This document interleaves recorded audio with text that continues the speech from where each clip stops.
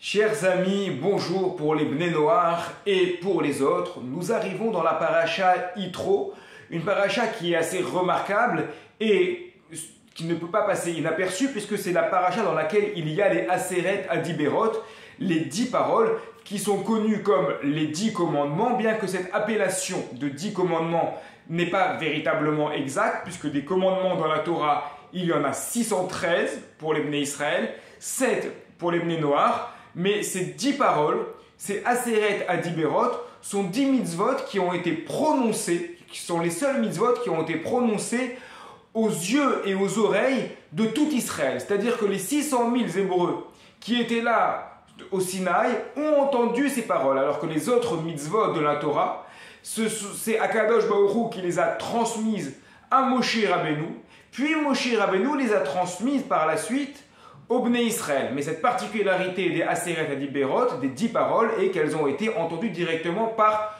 tout le monde.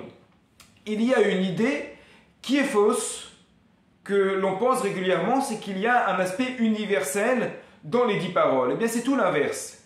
Car en réalité, ces 10 paroles, ce don de la Torah, est un moment qui est spécifique entre Israël et Akadosh Baruch Hu. Effectivement, le Talmud et le Midrash nous enseignent que Akadosh Baruch Hu est venu pour donner la Torah avec les 613 mitzvot à chaque nation et que finalement les nations ne l'ont pas accepté, c'est Israël qui a accepté la Torah. Cela s'est passé au moment de la révélation, au moment où ces 10 paroles ont été prononcées.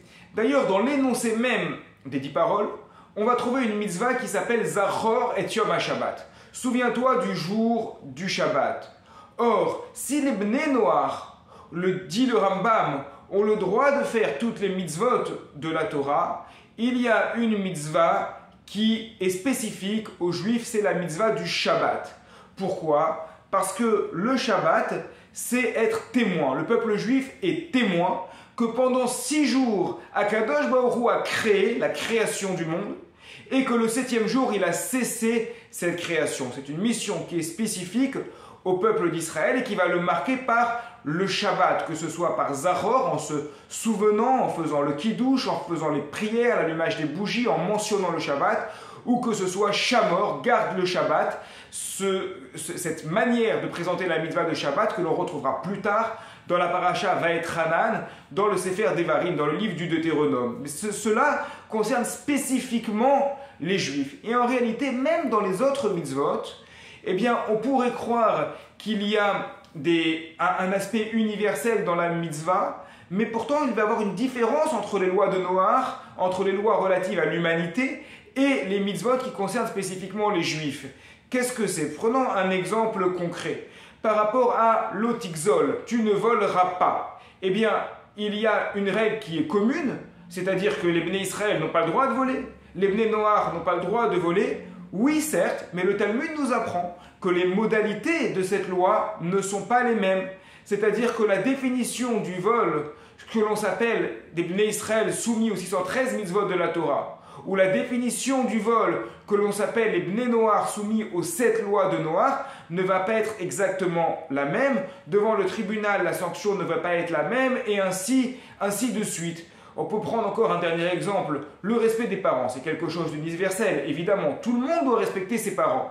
Mais qui est le modèle dans la Torah de respect des parents? C'est assez incroyable, c'est Esav, Ésaü, le frère de Yaakov qui est considéré dans notre tradition comme étant quelqu'un de mauvais, et pourtant il respectait profondément son père. Oui, mais qu'est-ce qu'il fait Esav? Esav, il va voir son père et il lui dit « Papa, lève-toi, je veux te donner à manger, lève-toi » Or, dans le Talmud, on nous apprend que dans la halakha, dans la loi juive, quelqu'un qui donnerait à manger à ses parents, quelqu'un qui donnerait le maximum à ses parents, mais qui le ferait d'une manière désagréable, n'a pas accompli la mitzvah. C'est-à-dire que même dans des concepts qui sont complètement universels et qui doivent être respectés par tous, comme ne pas voler, comme ne pas avoir de convoitise, ne pas tuer et respecter les parents, et ainsi de suite, eh bien, les règles qui vont être applicables aux Juifs, aux Bnei Israël, soumis aux 613 mitzvot, ne sont pas forcément les mêmes règles.